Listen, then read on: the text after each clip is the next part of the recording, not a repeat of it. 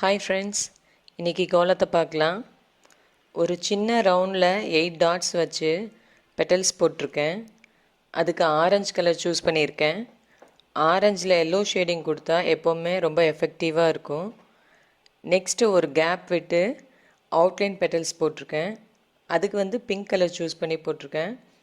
அதுக்கு அடுத்த ரவுண்டில் செக்குடு யூஸ் பண்ணி கவர் பண்ணியிருக்கேன். இந்த செக்குடு டிசைன் பார்த்திங்கன்னா எப்போவுமே ஒரு கோலத்தை ரொம்ப அழகாக காட்டும். ஃபைனலாக அந்த ரவுண்டில் அந்த எட்ஜஸ்லாம் நான் ஏற்கனவே சொன்ன மாதிரி கொஞ்சம் ஷார்ப்பாக முடித்தோன்னா அந்த கோலமே அது அழகாக இருக்கும். அதுக்கும் அதே ஆரஞ்சு வித் எல்லோ கொடுத்து கடைசியாக டாட்ஸ் வச்சு அந்த கோலத்தை முடிச்சிருக்கேன்.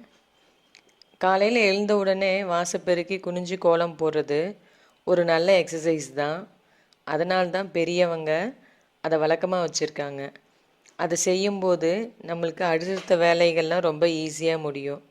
அதனால் பெண் பிள்ளைகள் இருக்கிற அம்மாவங்க சின்ன வயசுலேயே குழந்தைங்களுக்கு இந்த வேலையெல்லாம் சொல்லி கொடுத்தாங்கன்னா அவங்க ரொம்ப ஈஸியாக அதை கற்றுப்பாங்க. ஓகே ஃப்ரெண்ட்ஸ், இந்த கோலம் பிடிச்சிருந்தா நீங்களும் வீட்டில் ட்ரை பண்ணி பாருங்கள். இந்த வீடியோ பிடிச்சிருந்தா லைக் பண்ணுங்கள், ஷேர் பண்ணுங்கள், சப்ஸ்கிரைப் பண்ணுங்கள். நம்ம அடுத்த கோலத்தில் சந்திக்கலாம். தேங்க்ஸ் ஃபார் வாட்சிங் ஃப்ரெண்ட்ஸ்.